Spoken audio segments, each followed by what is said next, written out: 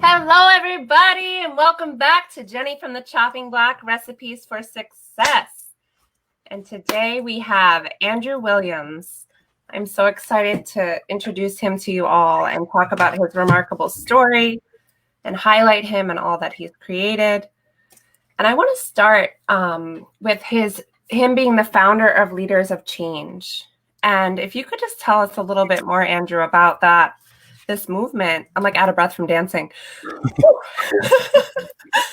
And how it started, your vision started as a clothing brand, but now it's turned into coaching. Can you tell us a little bit more about what inspired this for you? Oh, yeah, of course. So originally, I started off with clothing because, I was like, okay, I want to make something that people can wear that has a positive message on it. And I was like, okay, what can I do? So, I made shirts here and there, made some samples. And then, I started letting people see it and they're like, oh, that's cool. I like your design, what it has to say. But then something just didn't feel right. I wanted to find a way to give back. And so, after trying to work on that for a while, I shifted to the coaching, but there's a pivotal moment in my life that caused that shift. And so if you would like to go into that now, if that's... Yeah. So, you started, I mean, you've done a lot in your life, and I want to highlight everything about you. But I know that Leaders of Change means a lot to you. And it was really that pivotal moment we're talking about is when you were diagnosed with brain cancer. Mm-hmm. And that kind of shifted the trajectory of this vision of yours. And it was like through that pain. I'm not sure exactly, but I would be grateful if you could go into that a little bit more. Oh yeah, of course. So yes, I did discover I had a brain tumor. That was found by accident, actually. I had no symptoms, no inkling that I had it. It was found when I went to see my ENT just for some basic, like some sinus stuff. And I had a lump in my neck just from my lymph nodes. And so ENT sent me over to get a CT scan on both of those. Moving forward, we got the results. He's like, on one of the many slides, he looks at it and he goes, Andrew, something's weird here. I don't know what this is, but we need to get this checked out. So immediately sent me to get an MRI the next day. Results came back and he called me and he's like, Andrew, you have a brain tumor. I was like, what? He's like, you didn't know? No headaches, nothing? I was like, no. And he's like, yeah, it's like the size of a lemon. I was like, what? And so he sent me to see a neurosurgeon. That's actually down the hall from him. And when I went to see this neurosurgeon, he talked to me about what his plan was. And he actually had planned on cutting out part of my brain. And I was like, oh. And then he's like, yeah, I'm going to let you know that it might mess with your speech and things like that. But, don't worry. I think you'll regain it. And I was like, I don't know about that. And what deterred me from him even more was he's apparently, a very well-known neurosurgeon. What's his name? I'm just curious. Is it in LA? Yes. Or no. So, well, LA County, but in Northridge. Oh, gosh. I can't remember his name right now. Because I ended up not working with him. I'm sure he's great. But what deterred me was when he's going through my scans, he looks at me and he goes, he's like, oh, I can't get this to work. And he's trying to like look at them. I had to help him use his own computer to go through the scans because he's a little bit older. I think he's in his 70s. And then I had to show him that. I was like, oh, in my head, I'm like, I'm having to show him how to use his own computer to go through the slides. I don't think I want him poking on my brain. I respect him, but I just didn't feel right. Mm-hmm. Anyways, moving forward, I'll try to tie this in quickly with Leaders of Change. Is I went to go see an oncologist, and this oncologist looked at my scans, and he said, Andrew, yeah, that looks like brain cancer. And he goes, so what I want to talk to you about is I want to talk about how long you have left to live and what your life's going to look like. And I was like, excuse me? It's like, I haven't even had surgery yet. It hasn't been officially tested, anything like that. And yeah, from that moment on, I was like, I'm not going to work with this oncologist. And the one good thing that came out of him, he did refer me to my official neurosurgeon. So I'm I met with that neurosurgeon, walked into his office. Well, actually, I gotta say, he did call me before that to set up the appointment. And so he called me, talked to me for about a half hour. His nurse followed up, and they said, "Hey, so did you schedule an appointment with him?" And I said yes. And she goes, "Oh, so how did you get the appointment?" I said, "Oh, with him himself. He called me." And she said, "He called you?" I was like, "Yeah." And she told me he never calls his patients. That's really strange. That's something different. So I was like, "Oh, I didn't know that." So showed up at the office. I had my surgery done at Cedars-Sinai. It's actually with, I guess, part of the same team as Maria Menounos that worked on her brain tumor. Wow. And we had an overlap on some of the team at Cedars. Wow. Which I found out through the Tony Robbins event. I was like, "Oh, wow, that's crazy." Yeah. I just want to thank Mark Siegel for connecting me with you. And it was through the Build Your Brand Challenge and with Tony Robbins. Mm-hmm. And I just want to highlight him and thank him because I love you. Thank you. And thank you to Mark, too. I'm so grateful you gave me the opportunity to speak with Jennifer here. Mm-hmm. But I finally met with this neurosurgeon. I walked in his office and he pulled up my scans and he goes, "Andrew, yeah, this definitely looks like brain cancer to me."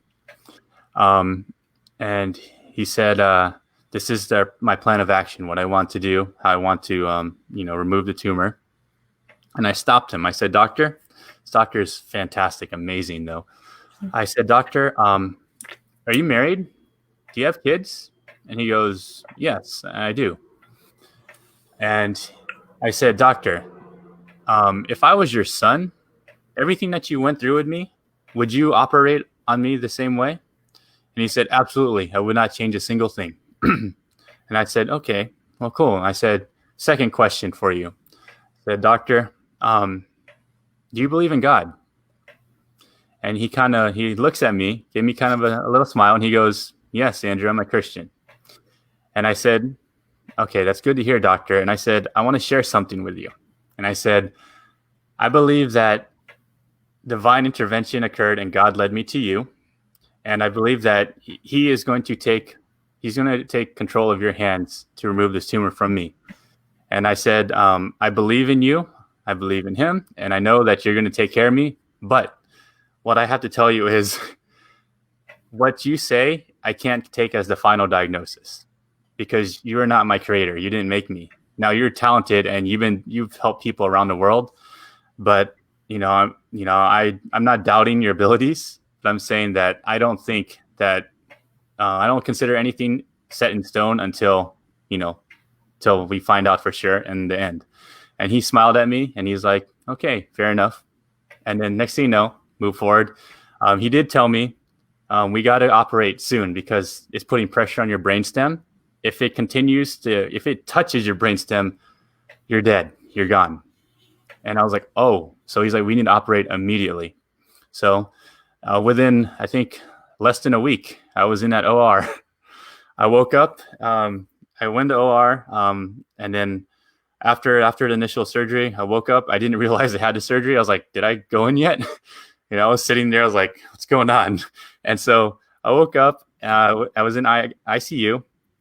He comes to my side. He goes, "Andrew, I have to share something with you." I was like, I looked at him. I just kind of nodded. And then he said, "I removed the tumor, but I could only take out 95%. 5% was wrapped around a blood vessel. If I accidentally nicked it, you would bleed out. So I had to leave a piece in there." And he said, on another note, I was able to test it twice and I was wrong. It's actually benign. I woke up to that. Holy shit. And I looked at him. I broke a smile. I closed my eyes. And then next thing I know, I woke up again and the nurse comes in and she's like, "Andrew, ask me all these questions. Like, where are you at? Blah, blah, blah. What's the date? What's your name?" And she wrote my name. Yeah. Yeah. Here's the crazy part. Wrote my name on a sheet of paper. I looked at it and she goes, "Is this you?" And I nodded my head, yes. And then she wrote another name on a piece of paper. She wrote John. And she goes, "Is this you?" And I nodded my head, yes. And then she's like, which one is you? And I just like, I remember pointing to both, and then I was out again. The thing is, I couldn't talk. I tried to talk to respond, and I would go to say something, but it would just be like, it would just be sound. And then how did that feel for you? Were you like scared? Were you upset? Like, honestly, it was scary, but it was frustrating, you know? And it's something that I hope people like don't have to experience that. You know, I know some go through this, but majority of it's something I wouldn't wish for anybody, not even my worst enemy. Mm-hmm. Oh my gosh, that was so. And this wasn't too long ago. This was it back in November. Yeah. So you had to relearn how to speak, and mm-hmm. How was that process? Did they have you like? Did it start with like swallowing, and did you go back to eating? And how was that for you? Mm-hmm. Yes, actually, yeah. They had to make sure I could swallow different types of food again. I had to go to occupational and physical therapy to regain proper use of my right hand, and also to get full feeling back in my right foot. For some reason, that got a little messed up. During the tumor removal and all of that stuff. But I luckily, thankfully, I got full facilities back again. My brain is still healing. They said it takes about a year or more. And so I'm about 9 months now after my initial surgery. But I will go into this. It just jarred my memory. After my surgery, 3 months after, I was able to actually start kind of like, doing little things again. I had to have someone live with me 24 hours a day. But I started being able to do little things again. And right whenever I started getting outside my house, walking around the neighborhood very slowly, we get hit with COVID. We get hit with the coronavirus. So I turned my butt around, come back inside, and come and sit again until now. And so I was like, well, okay. So a lot of personal like development that I've been working on for years, but even more so now because I was like, I got to utilize this time properly. But anyways, I'm leaving out an important aspect to the Leaders of Change story. After my surgery, a couple months after, my general practitioner wanted to see me, and he goes, Andrew, come in. I want to see how you're doing. So I walked in his office. He meets me at the door, and he goes, hey, Andrew, how are you? I was like, I'm good. And he said, so when are you having your surgery? I know you have a brain tumor. And I was like, I already had the surgery. And he's like, what? And he brought me into his office, closed the door, sat down in his desk, and he just sat there and looked at me intently, just stared into my eyes, and it was just going back and forth. And I was like, what are you doing? and he's like, after about a good 5 minutes, he goes, wow. And I said, what's going on, doc? And he said, I can't tell you had brain surgery. Mm-hmm. And I said, and he goes, out of all my years of practicing, he said, I've never seen a patient come in who had brain surgery and there's no inkling. Your eyes are moving the same. Your facial patterns, like everything looks like normal. And he said, this is amazing. So I was like, oh, thanks, doc. So he stood me up. He walked really close to me. He put his hand on my shoulder, stared at me again. And he goes, Andrew, there's something special about you. And he said, God loves you. Mm-hmm. Said, I've never seen this before. And so he's like, keep in touch with me. But he's like, you go and do great things, And I was like, thank you, doc. And it got me thinking, we're all given one chance at life, but not everyone is given a second chance. And I was one of the few that was given a second chance. And I remember my roommate or guy next door to me when I was recovering in the hospital had brain surgery too. When they rolled him in, he was screaming in pain. He was in agony. His family's coming in crying, and they'd bring food in and it would come out. He wouldn't eat. And I was thinking to myself, I'm not in agony like that. I'm in pain, but I'm not screaming. I'm not like just, in a horrendous pain. And I was so thankful. And, going back to my doctor, my general practitioner, it made me realize that we look at people and we look at them with our eyes and we hear them with our ears. but we don't look at them with our heart. Our heart is blind to that. And the thing is, when it comes to pain and when it comes to suffering, we look for physical things that happen. If they got a cut, they got a broken arm, things like that. But the deepest pain and deepest wounds are internal. And so that's why when my doctor looked at me, he didn't know that my brain was still swollen. I have they took out a piece of my skull. I have a huge scar inside of my head. Did they put the original skull back in, or was it 3D printed?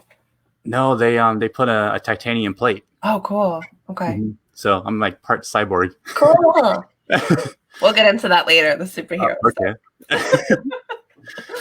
Yeah, but it made me realize, like, wow, even a trained doctor that looked at me that way, he was amazed. And I was like, but everyday people, we're so quick to judge, and we're so quick to see, like, if people lash out at each other or, like, they say something, it's just quite hurtful because we don't see what's underneath. You never know what people are walking around with. Yeah, exactly. And so that helped create the coaching program, Leaders of Change, because I was realizing that we judge people a lot, and people go through a lot of things in life that's unseen.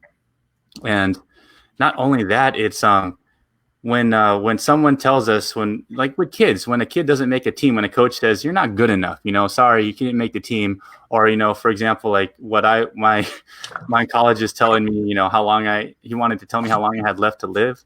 And see, when people get in those situations, they're very vulnerable. They tend to accept that because they look at a person that's like treating them or helping them with whatever they need to do.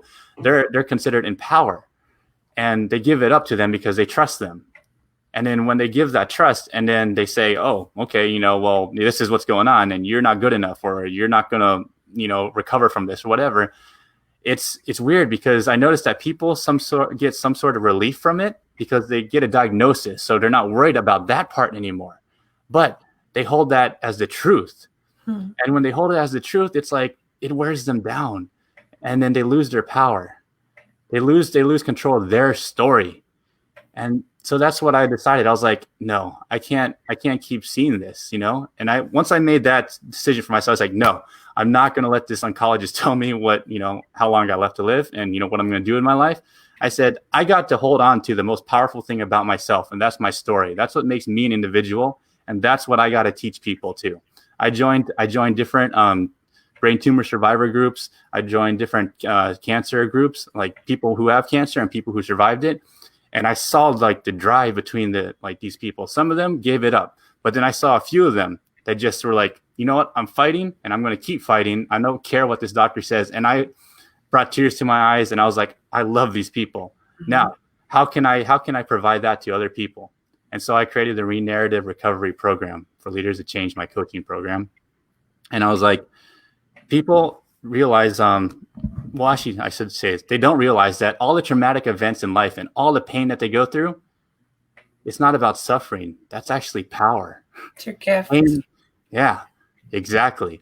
And so what I want to share with people is that anything that causes disdain and and hardship in your life, look at it from a new perspective. Look at it as, wow, this is a whole bunch of like energy. People look at it as like negative energy. They feel like they get anxious, and they're like it overtakes them, like overrides everything. But if you can switch their mentality and get them to see that that's good, it's like it's energy, but you can turn it to positive energy, propel you forward, continue to write your story, or write your story from that point on and close that old door. And so another thing I learned is like I was looking for the door, like for how can I develop this? Where's the next step I need to take? And then I thought about it. I did a lot of listening to audiobooks, podcasts, like sermons, all these things. And I connected these dots and I said, what if that door that we all are searching for, all of us, we're all looking for the next one. What if it's not in front of us? What if it's actually within us? What if we're the door itself? And we need to open our heart, our door to others and let people pass through it. Because when we help them, we're giving back. And then when you help people give back, they succeed. They get to where they need to. And then when you give, you also receive. Mm-hmm. And that's what life's about. Life is about giving. It's not, of course, it's not about, looking for what you're going to get, because that's trading. We're not talking about trading one for the other. We're talking about giving from your heart. Mm-hmm. And once I realized that, I was like, man, this is it. This is what I need to do. And so that program is all about teaching people how to regain their power, rewrite their story, and be empowered.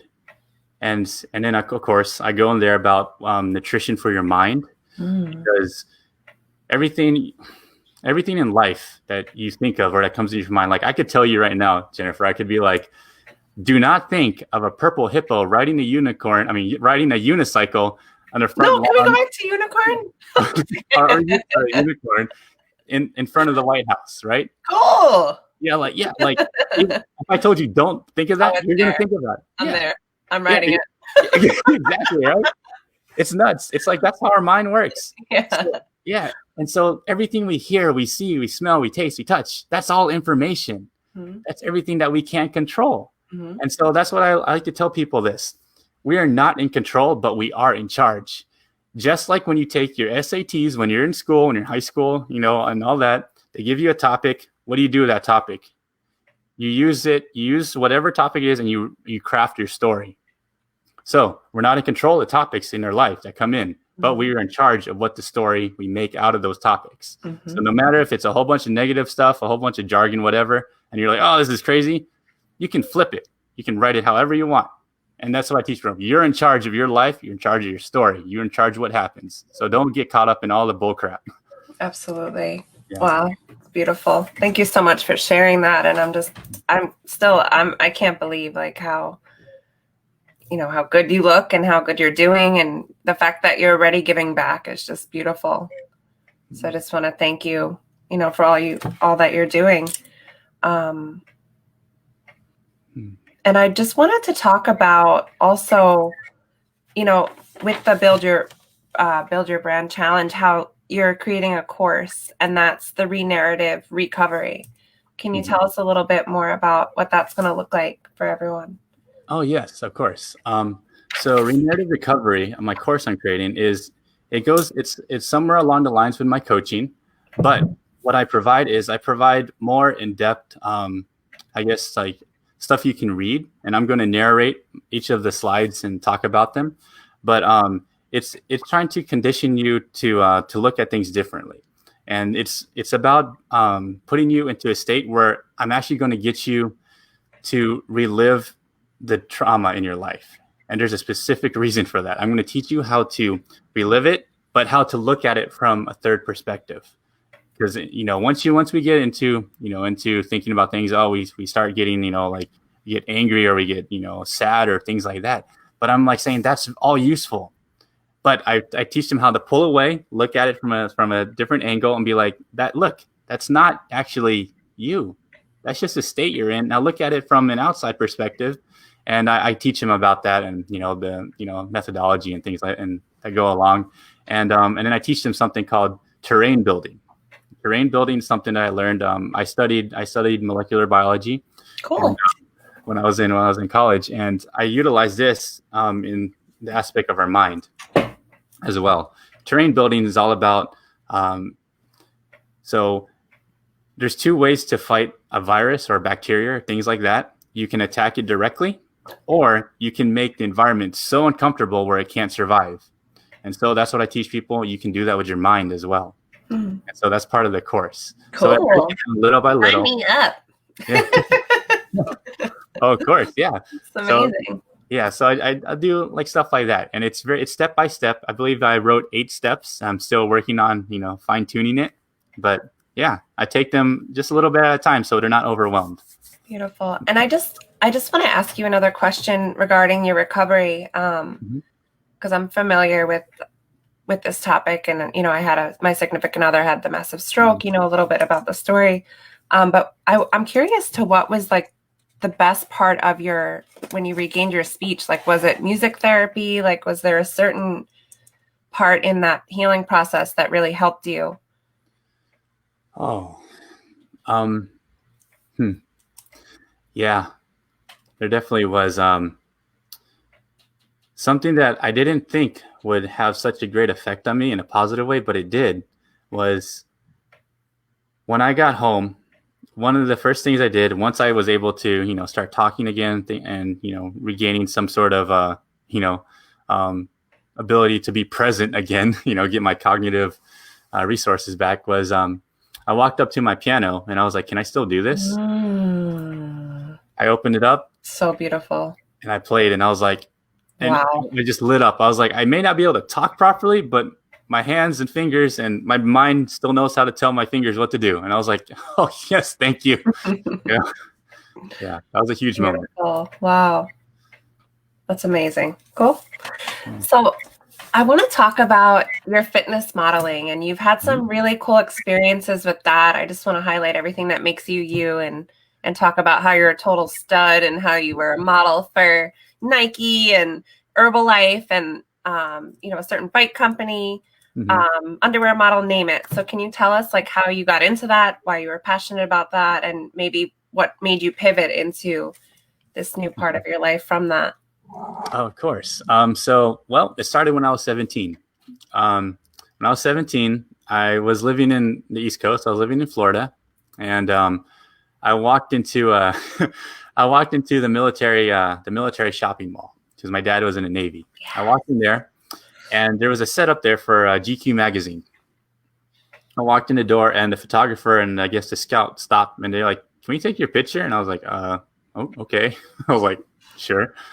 So anyways, they took my picture, and I got a call saying, "Hey, Andrew, we'd like to promote you, and we'd like for you to become a model." And I was like, "Oh, okay." So I told my parents. My parents were like, "No way." I was like, you're not going to do that. It's like, you're going to go to college. You're going to do this. And they're like, and yeah, after that, you kind of do whatever you want, but we want you to do this. So went that route, listened to my parents, I'm not saying don't listen to them, but yeah, listen to them, make them happy. And then after that, at 22 or 23, I was like, you know what? I already did that, the whole school thing. They had an open call, and I was like, let me go to this. So I went to that, and next thing I know, I get another call. So I was like, oh, okay. I didn't get uglier. I guess I stayed, kind of somewhat handsome, in the past few years. This company's still interested in me. So they're like, Andrew, yeah, we'd like to offer you, opportunity here. So I said, I'm going to take it. Anyways, I did a little bit of runway and here and there around like East Coast and, the Midwest. And I finally got offered a chance to do a runway show out here in Los Angeles. I was like, I'm on it. Flew out here, did a runway show, got offered contracts from different agencies, and flew back to Florida I was still living with my parents at the time. And I said, you know what? I'm going to take this opportunity. Bought a one-way ticket, cashed my last paycheck at the time where I was working, and then flew out here to California. No place to live, no car, no connections, nothing. And I was like, let's do this. Just jumped head first. And showed up here. And yeah, that's where the whole career really started. And yeah, the whole fitness modeling thing. Wow. Yeah, that kind of just became its own thing because I was heavily into sports and to basketball and all these things. And yeah, I just found myself getting caught up in that life and, experiencing like all these cool things and, working. I was, I don't know if, basketball well, but Jeremy Lin, he used to play in the New York Knicks. And he was on the Lakers too. Yeah. Cool. I was his body double for many of his shoots. And cool. Then, yeah, that's amazing. Yeah, he's a cool guy. And then on the Anaheim, are they? No, I think they're the Los Angeles Angels now. Or are they Anaheim Angels? I can't remember. Not sure. Yeah, I like the Golden State Warriors, but I was an Orlando Magic fan growing up. Oh, okay. Yeah, but on the the Angels. They're just a baseball team out here in LA. They have this stud they brought over from Japan, and they hired me to be his double too. So on like all his like on his stuff, yeah. So I get to meet these guys and hang out with them, and so just to let you know, if you see them on commercials and things like that, they see like this part, like I'm back. That's probably me. That's awesome. Yeah. But yeah, so we've done a lot of stuff like that, but honestly, the fitness modeling thing, I still do a little bit of it now, and acting, things like that. What caused the shift there was I didn't feel fulfilled. I didn't feel like I was actually giving back. And especially whenever I got diagnosed with the whole brain, cancer, brain tumor thing, I was like, whoa, I need to change that. I need to feel like I'm giving back and contribute to what I can, to a bigger cause. And as soon as I had that moment, that's when I was like, I'm actually going to pivot away from Hollywood, because the message that people get from Hollywood it's about entertainment. And a lot of people I met, I'm not hating on the people or the industry, but I'm saying a lot of it was very vain. They're very about, materialistic things and, the way they look and, things like that. And everyone's like up here, like, floating in the clouds, and they're not. I'm just like, oh man, no one here is grounded. Everyone just thinks they're like, well, not everyone, sorry. A lot of people think they're better than everyone else. And I was like, I found it was quite toxic to me. I went through a lot in Hollywood, a lot trying to build up here. And I was like, this isn't worth it. I can't live the rest of my life like this. And so that's when I was like, I got my answer. That door opened for me, and now I got to open my door for others. And I was like, well, here's Leaders in Change. Beautiful. So if I could just ask you one more question regarding the fitness model. I have a few questions. One is, like, what about fitness? Just like it has to be part of you, part of your passion, part of your love. Mm-hmm. What about it do you love? Oh, so I love I love the results. I love the way it makes you feel when you work hard. I've had the privilege to work with a lot of military guys, because I'm due to my dad. I'm actually the only male in my family that hasn't been in the military, and it's because all the men in the family, like my uncles, my dad told me, especially one of my uncles, he said, Andrew, if you join the military, I'm going to break your legs. I do not want you to experience what we went through, because some of my family members were special operatives, Navy SEALs, Air Force Special Forces, things like that. They're like the nitty gritty, like down and dirty, and like, yeah. I just want to thank your family and just honor them, because that's remarkable for their service, and the fact that your uncle led you down a different path, Yeah. Thank you. And so they told me, they're like, if you do this, we're going to stop you. And my dad said, Andrew, if you want to join the military, now's not the time. So, anyway, so that's part of why I respect fitness so much, because I used to be a fitness trainer as well. And I worked with a lot of these wounded vets. I've seen like coming in, some of them like don't have an arm. Some of them, like have shrapnel damage and things like that, and see them struggling. And I used to train some of them in recovery. And that was one of my specialties when I was a trainer before, was rehab. And I trained with some of these guys personally, like worked out with them. Oh, these guys are monsters. They're like, wow. I'm like, geez. But it drove me, and I had so much respect. And that's why, like, it molded my life, and I just built up this discipline. And I'm here today because since I was like a teenager all the way till now, my friends and stuff used to party, and they used to go hard and all this stuff. And I'd be like, I'm going to go to the gym, or I'm going to go run or something. They were like, oh, you're weird. And like, I was like, well, to this day, I'm like, well, I'm here where I am now because of that mindset. And I respect it. The crazy part is, I believe that's what has attributed to a quicker recovery of my surgery, because my body was so strong and my diet was so on point that it propelled me forward quickly. I was told that for me to be where I'm at now is not really too common, because it takes a long time to recover from this. But at one point in time, I did do powerlifting and bodybuilding. Like I was a really big guy, and I was like, I was training all these different types of people. And when I got diagnosed with a brain tumor and had surgery, when I got out of it, oh man, I lost 40 pounds in about a month and a half. And I went from being able to run like 12, 15 miles at a time to being able to like lift, to bench press 350 pounds, squat into 400s, and like all these crazy like things, to being able to only walk like 10 feet at a time, and then dropping all that weight, all that muscle. And the thing was, I'm not sad, because I'm like, I accepted that was a part of my life. Yeah.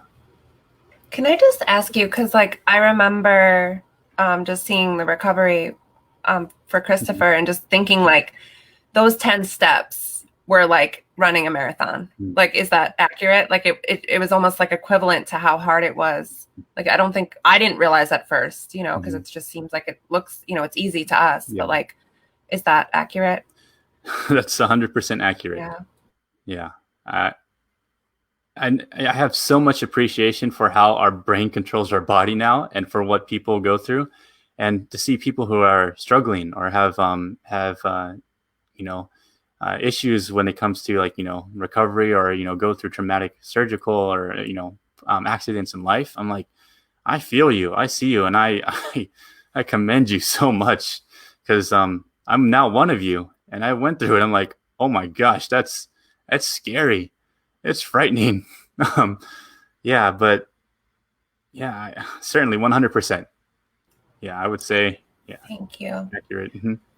And I just, before I dive into something else with you, I just want to ask you more about your family. And, I feel like that's like another story in itself, like how you lived in Germany, you lived in Bahrain, you lived in Iceland and Spain. Can you tell me a little bit about those experiences and, how that's molded you?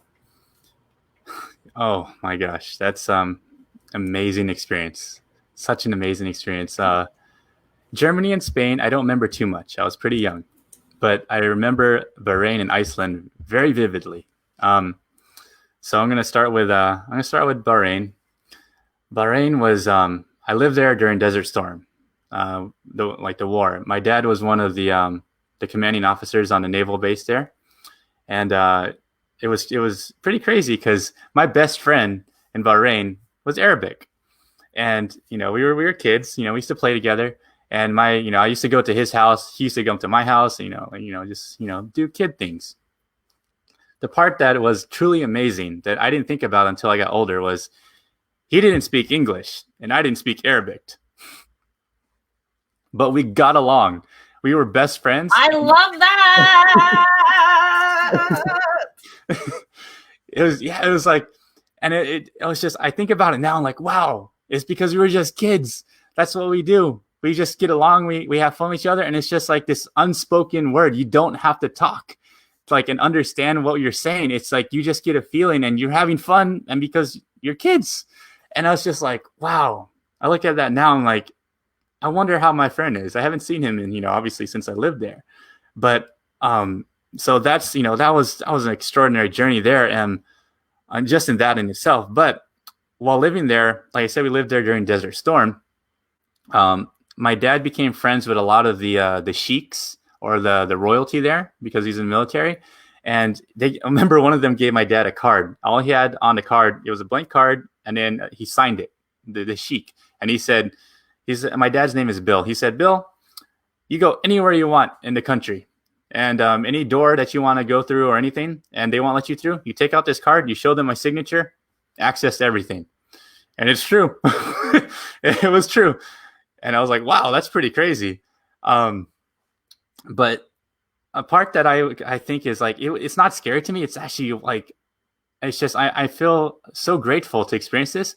My dad came in one day, he ran through the door of our house, and he's like, Andrew, he's like, put this on. He put a gas mask on me. And I was just like, I'm like, I was still younger. He did that. And he grabbed my mom. He's like, Ma, he told my mom, put a gas mask on. And he hit us away in part of the house.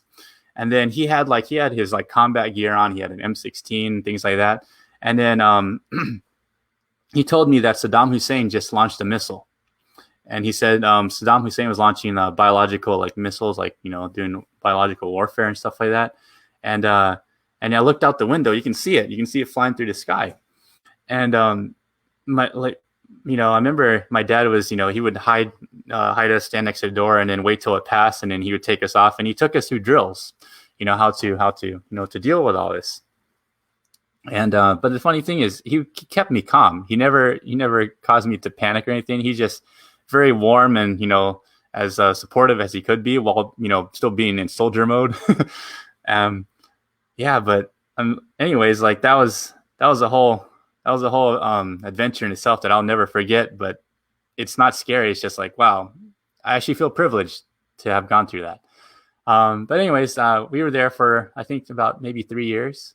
Anyways, we finally moved over to Iceland. And Iceland, my gosh, what a beautiful country. I can't wait to get there. Oh my God. So cool you live there.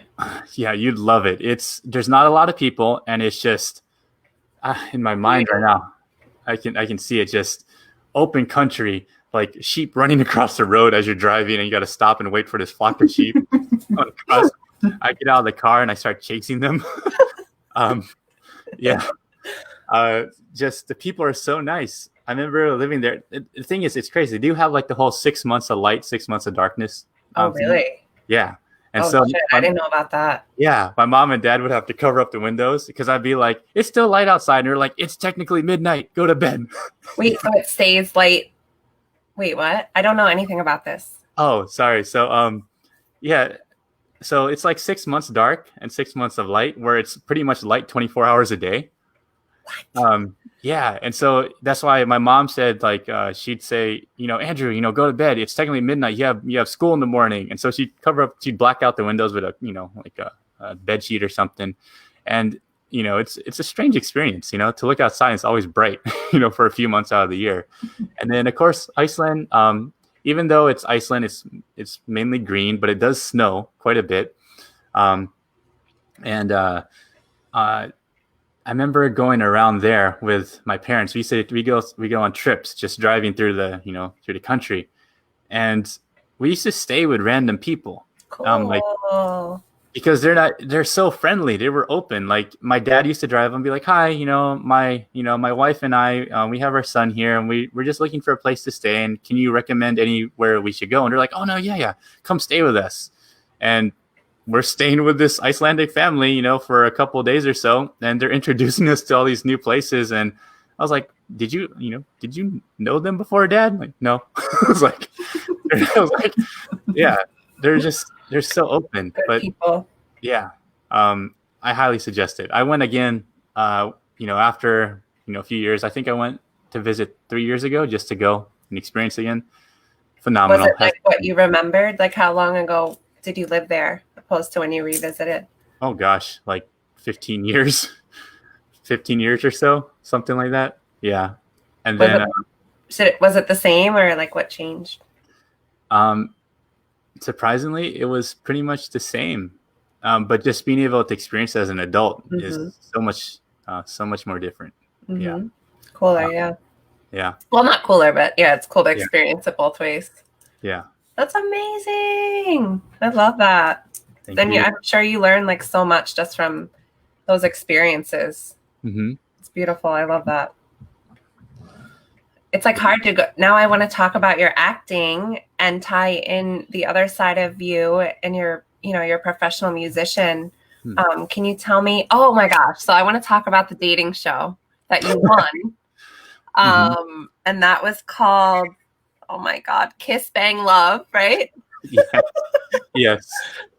Tell me about that and how you won and, what that was all about. Oh, goodness. Kiss Bang Love. Very interesting show. So I'll give you this, narrow it down. So what the show is about is there's one girl, and then there's I believe 10 guys. And so what it is I know it sounds really crazy already. right?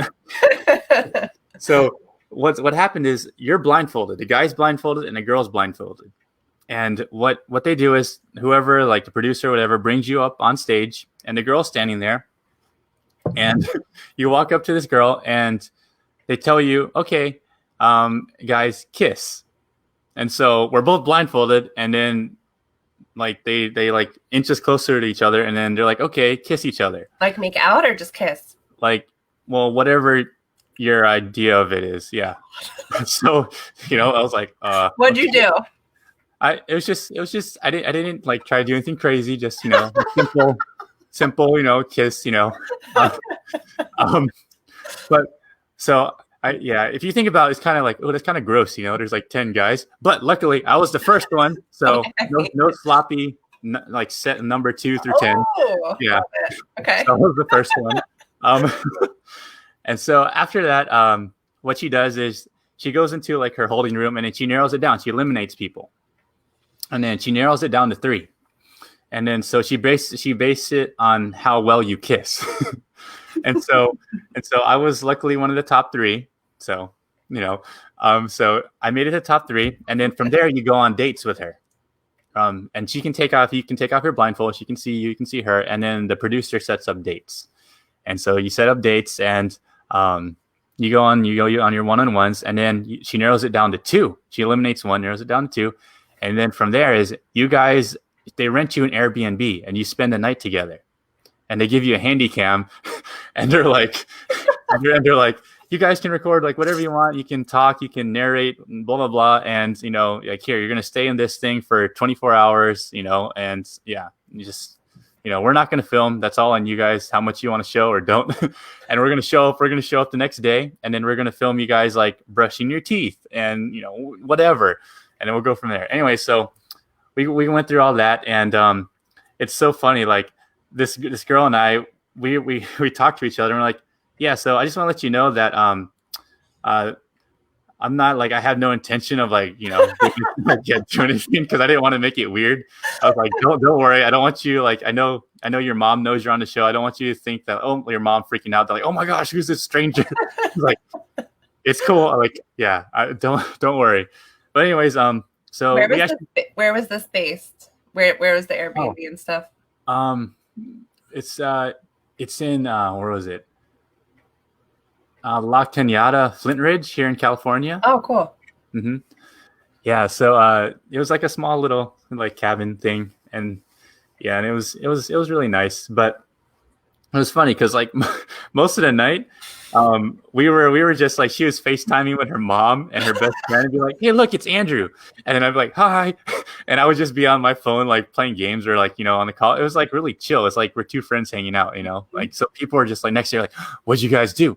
Blah, blah, blah. Did you need any, like, any like his stuff? I was like, no. I was like, well, we just hung out. We just talked, like we're friends. Yeah, but anyway, so that chill went on, and then finally made it till the final, reveal, and so she chose me, and it's funny, like we had 2 choices. We can either go on like a vacation together, or we could just take like the money that they were offering. And so I talked to her, and I was like, well, what do you think? And she's like, well, Andrew, I was like, yeah, I think I'm gonna take the money. And I was like, well, no, it's funny because like, oh, sorry. Sorry. It's all good. But actually, that was my mentality too. Like we became friends, and honestly, like we weren't romantically interested in each other like that, but we did become friends, and so it was actually really cool. That's amazing. Yeah. Was it a lot of money? No, not really. I think it was like 3,000 to 4,000. Ooh, all right. It wasn't a big amount, but yeah. You had fun. You got to kiss your friend. Yeah. And you got to experience this, and you won. So all right, awesome. Did she say why she picked you? She said, well, first she said, you're a really good kisser. Whoa. And 2, she said you were respectful of me. Beautiful. Yeah. Love that. These headphones are driving me nuts. All right, beautiful. So that's a good lesson. And I want to talk about, I want to tie in you being a professional musician, but I know that you were just recently in a music video playing the trumpet. Can you tell us more about that? Yes, yes. Yeah, I've been a musician for I guess over 20 years now. Yeah, playing trumpet and piano. The most recent thing I did was I was in a music video with Camila Cabello. I think that's her name. Um, and Yeah, I was playing trumpet in it. Oh man, I can't remember her most recent song. I want to see it. I'm going to Yeah, post it in the link. okay. Yeah, it's either the most recent song or second most recent. But yeah, you'll see me here, and I'm standing next to like her bed, and you'll see me playing the trumpet. Yeah, and she's just like, I think she's singing or something. But yeah, being a professional musician was, oh man, it's amazing. It opened some doors, and it's just, I played at memorials. I played on football fields. I was in marching band. I played in many jazz bands, orchestras, symphonies, things like that. I just love the journey. And also I taught. I taught music. I taught trumpet, and I just thought of this. I'm so grateful. I remember teaching a student when I was in high school. I think he was a freshman, or maybe, yeah, I think he was a freshman. And I taught him trumpet, and I gave him lessons. And actually, was it last year, or it might have been last year or earlier this year? I got an email from this guy, and he said, "Andrew, I just want to say thank you for teaching me." He's like, "Because of you, I kept playing trumpet. And I look up to you, and I'm going to say that I turned trumpet into my lifelong career, and I'm traveling the world playing trumpet. And you have always been the trumpet player I wanted to emulate and become. And I wouldn't be living my dream if you didn't teach me."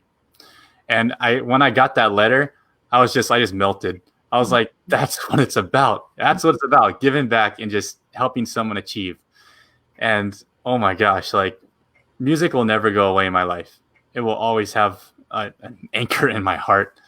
And like I said, I played for the Green Bay Packers. So cool.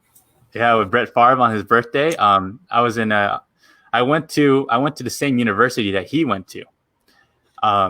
And I was in the band and things like that. And so his birthday was coming up. So he flew like a bunch of us like over there to perform for him. And I was on the 50-yard line on the front and center. And like all the Green Bay Packers are right in front of me, and these guys are massive people. they're like 2 feet from me, and I'm playing my trumpet, and they're all looking at me, and there's like thousands and thousands of people like in the crowd, like, yeah. How did that feel, that energy? Oh my gosh, it's electrifying. Like? Yeah. Oh, just thinking about it now, it's just the hairs on the back of my neck are standing up, and it's just raw energy. It's like Tony Robbins when he's like, giving his like, his what do you call it, priming, and just like all that, and just, it's like that times 10. It's phenomenal. It's something that I haven't experienced again in life yet. But anyways, so that was a huge one. And then I got to play at memorial services for like veterans and things like that, and just jazz festivals. But I loved the memorial services. I used to play in museums as well. But there's one time I remember specifically. I was playing taps for this memorial service for veterans, and I played it. And after I got done playing, this woman came up to me, and she took my hand, she grabbed my hand, and she said, "I just want to thank you. That you playing really touched me. I couldn't help but cry, and it brought back memories. It brought back memories of my loved one. And when you were playing, it's like I could see them again." And when I heard that, I was just like, this is my gift. This is what I need to do, and I need to keep this in my life, even if I'm not going to consider making it a career.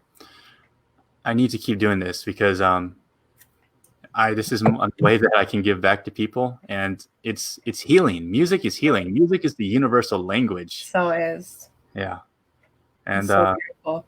And it's actually I use music as a tool, as well as an example of a tool in my teaching and my coaching. And what I like to share about it is music and words mean nothing if they're squished together. The most powerful thing about music and words in a book is the space in between. Mm-hmm. That's where all the beauty is. Because if you just jumble words together, it doesn't look like anything. It's like it's like mashed up. Same thing with music. You squish notes together, it's one long tone or just noise. But if you spread it out and you actually look at the rest in between, and that's where the beauty comes in. That's where music happens, and that's how life is too. And I applied that to life, and I was just like, people want to get from A to B, and they're, like, for example, if you're sad or you're anxious and you want to be happy and fulfilled, you have to walk that tightrope across in that space there. And what people don't get is, like, a lot of times it happens is they'll go and they'll get halfway through and they're like, oh, this is scary. I'm in this place where, like, it's just, it's quiet and I'm like, it's awkward. And then they'll turn around and they'll run back to what they're used to. And then what does that do? That's scarier. Yeah, well, yeah, because yeah. But many people, it's more scary to move forward, and that's that's how I apply it with music as well.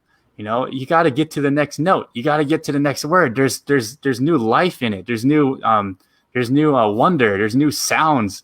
Yeah, and that's something that I find so applicable. And I could go, like, deeper into that, but yeah, I just want to say that I utilize that as far as my coaching because it's so powerful.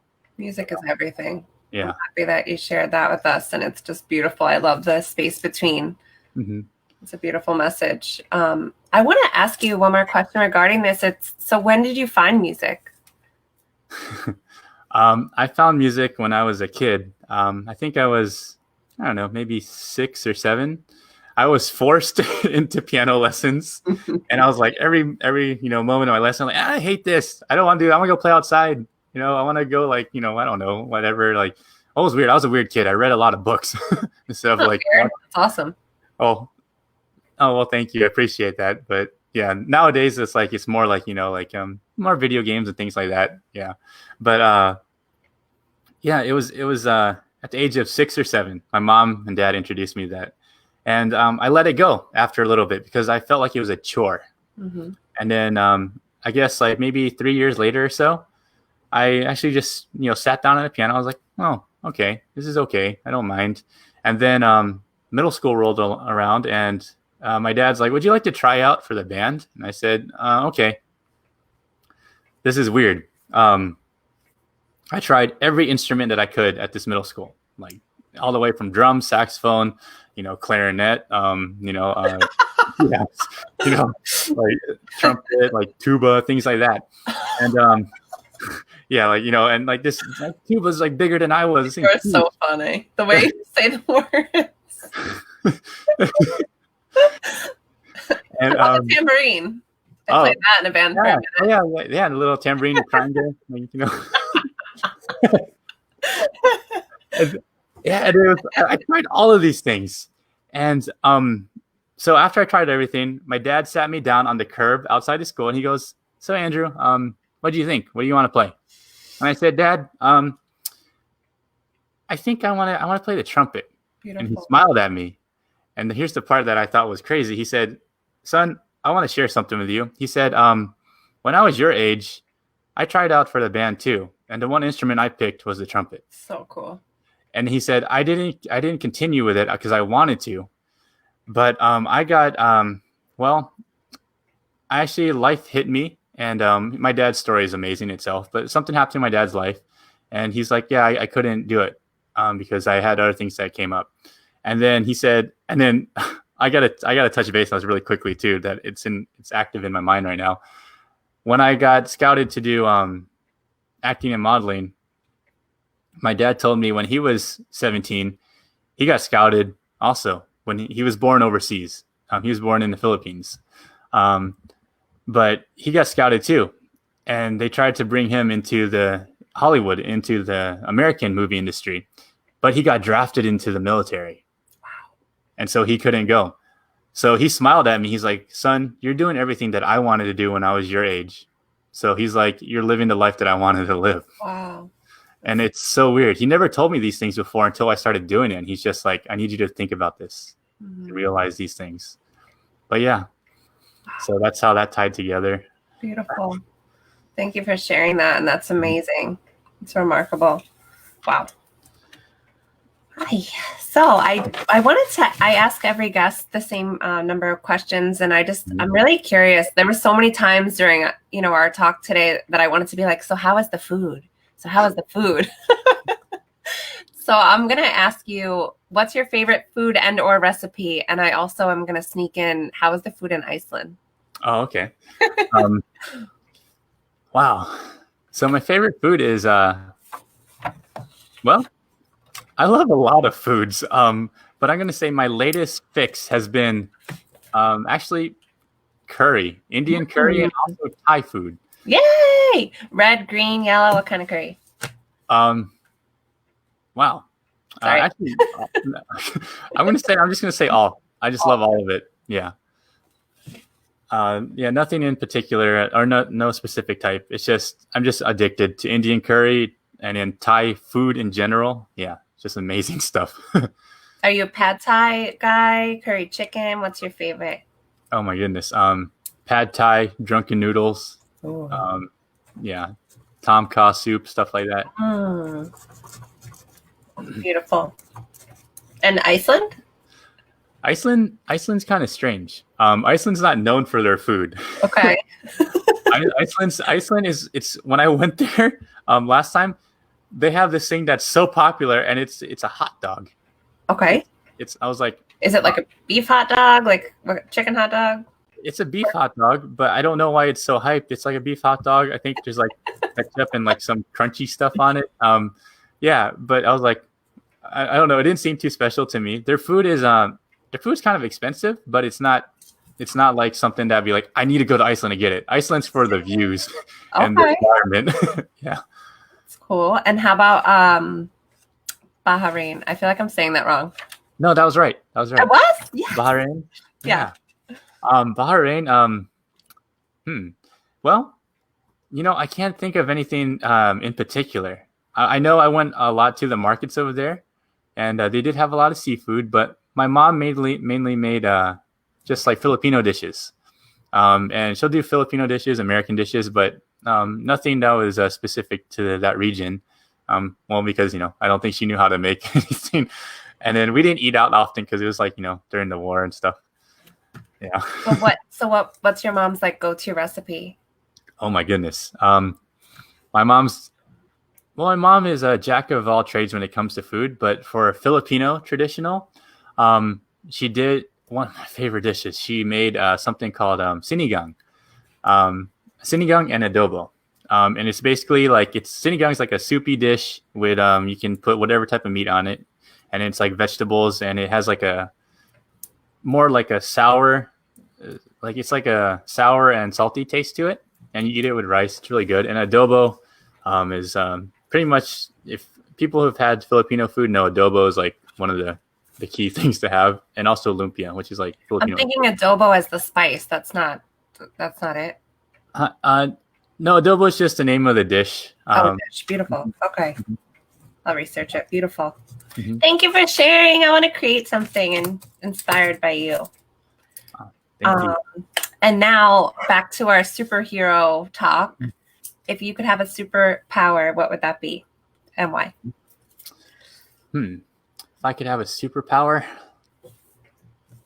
honestly, it used to be like, oh, I wish I could fly. I wish I had like, super strength and things like that.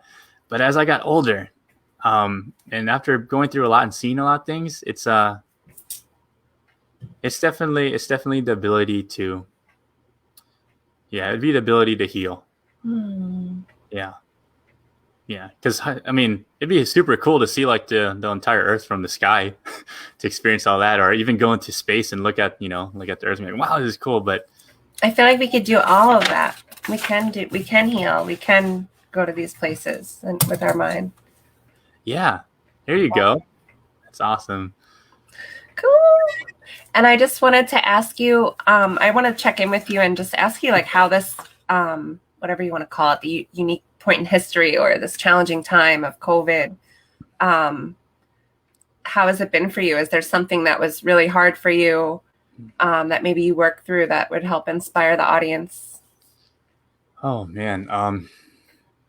What has been really hard is it's been living alone. It's been being away from my family, my friends, just all like people that matter to me in my life. It's scary, and that's what's been tough. And I've dealt with anxiety and depression, and like many of us do. But however, it's been very impactful, and it's given me strength that I didn't know I have. And I've learned to look at life differently, and I've learned to look at it as like, okay, this is it's a storm that we have to weather, and my home where I'm at is my little boat. And I may be alone in my boat, but we're all traversing the same sea together. And so when I think about it that way, I'm like, we're not alone, And so I learned to build up more mental fortitude for sure. And I look at it as like, man, I got a lot of time to read, a lot of time to learn more and more about myself. And it's fascinating. And it's beautiful. Yeah. I can relate to that. Thank you for sharing.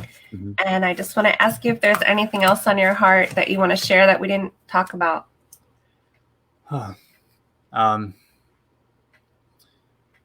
Yeah, I just want to say that one of my favorite quotes that I've ever heard is, you have to be harder than life and kinder than love. Life is going to kick your butt, but you don't rebuttal with anger, hatred, annoyance, anything like that. You respond with an open heart, an open mind, and a loving mentality. And that can change the whole world itself. It's beautiful. Thank you so much for sharing. And I just want to let you know that you've changed my life today talking with you. And I appreciate you. I honor you. And I'm so happy I got to highlight you and share you with my audience and my friends and my family. You're amazing. So thank you again. Thank you so much, Jennifer. I mean, I'm so blessed to be here with you.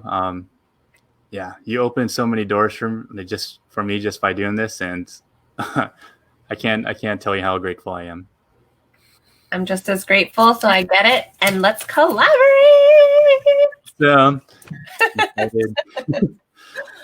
All right, everybody. Well, thank you for tuning in. I forgot to highlight you guys. So Tommy, thank you so much for tuning in and watching. Fernando, amazing story. Thanks for sharing. And I know you've touched others' hearts, and I just, I know that we've made an impact today. Carl, thanks for watching. Awesome story. I feel like he can relate too. He's a bodybuilder and has some similar interests. And Julito, thank you so much for watching. It was amazing. I appreciate all of you. And for those of you that didn't leave a comment, thanks again for watching. And I'll see you guys real soon. Thank you, William. Ciao, guys. Bye.